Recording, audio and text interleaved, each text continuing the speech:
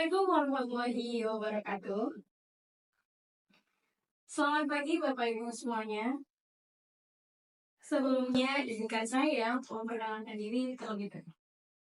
Perkenalkan, nama saya Nagasih Hazain. Saya founder dari Yayasan Arunika, Yayasan Disleksia Indonesia.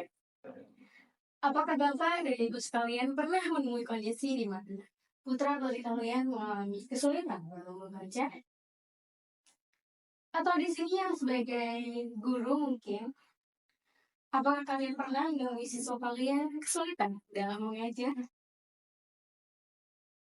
Jika Anda pernah menemui kondisi tersebut, jangan langsung menganggap bahwa mereka bodoh atau tidak pandai. Kondisi tersebut bisa saja menjadi tanda bahwa putra-putri kalian mengalami disleksia. Disleksia adalah kondisi di mana anak mengalami kesulitan membaca dan mengajar, sehingga dapat membuat mereka lemah dalam hal menulis juga. Oleh karena itu, izinkan saya untuk menceritakan perjalanan saya sebagai penyandang disleksia sampai detik ini. Kala itu, saya yang berusia 7 tahun, di mana seharusnya di usia itu, membaca bukanlah hal yang sulit. Namun, saya dalam mengeja nama sendiri pun masih sangat sulit. Hal itu membuat saya pusing dan kerap kali menangis. Ibu saya yang melihat saya terus menangis ketika belajar membaca, sering kali memarahi saya dan memaki saya. Ucapan seperti "bodoh kamu" dan lainnya selalu saja terdengar ketika ibu mengajari saya membaca. Dan ada hari di mana saya terus belajar membaca dan mengeja nama saya hingga larut malam.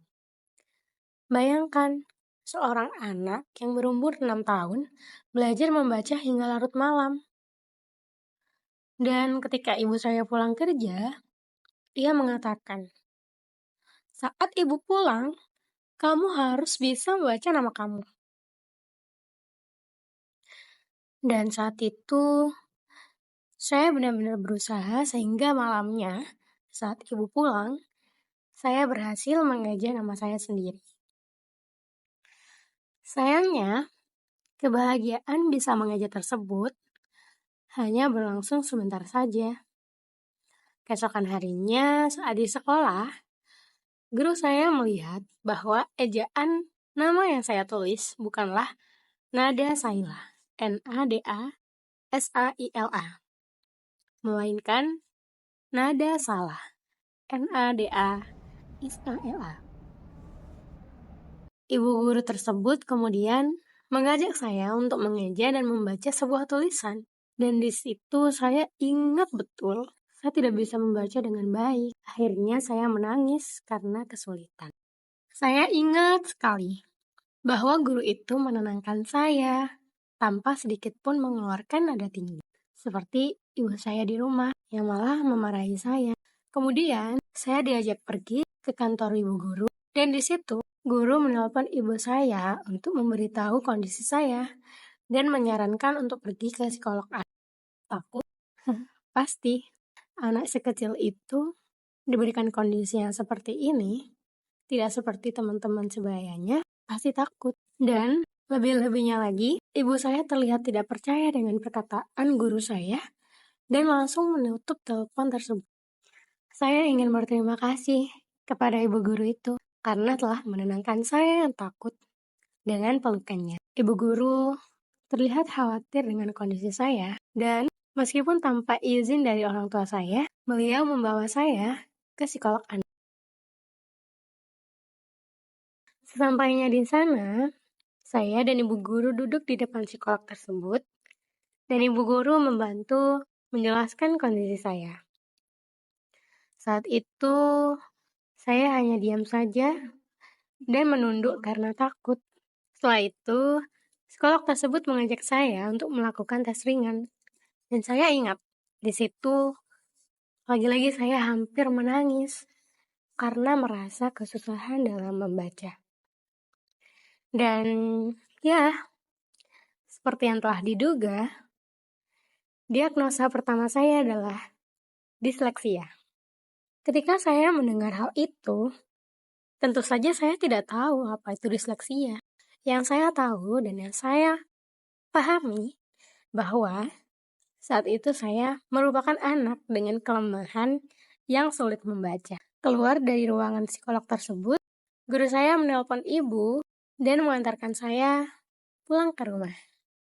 Aneh rasanya ketika ibu tiba-tiba langsung memeluk saya ketika saya sampai di rumah. Dan yang mengejutkannya lagi, ibu saya menangis sambil mengucapkan maaf. Saat itu saya hanya diam saja karena jelas saya bingung. Kemudian ibu guru memanggil ibu saya dan berbicara empat mata. Saya tentu tidak tahu apa yang mereka bicarakan. Yang jelas, saya hanya menangkap kata disleksia. Ketika ibu guru memberikan lembar kerja gambar saya, ibu tersenyum dan menatap saya dengan mata yang berkaca-kaca. Sejak saat itu, ibu jadi lebih sering membawa saya ke psikolog anak untuk terapi.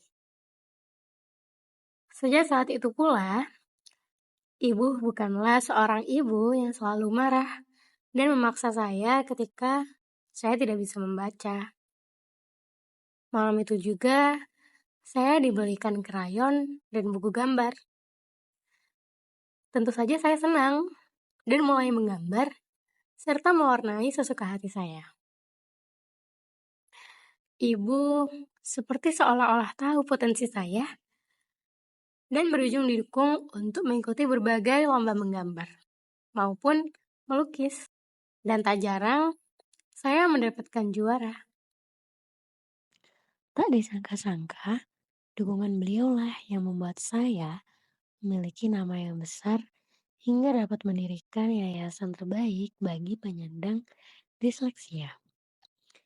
Saya yang melihat beliau tersenyum di kursi penonton, menggemparkan kalimat dalam hati, "Ibu, aku berhasil." Yeay.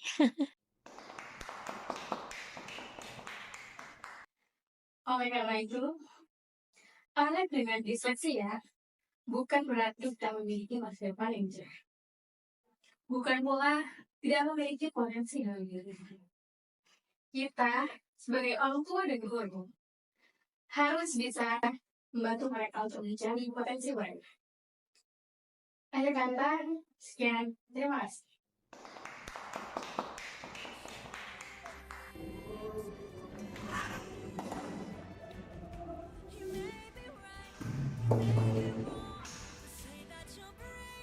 See them through many perspectives, then their colors will shine brightly. Dyslexia is not a pigeonhole to say you can do anything. It is an opportunity and a possibility to learn differently. The brightest colors fill my head. A million dreams are keeping me awake. A million dreams, a million dreams. I think of what the world could be. A vision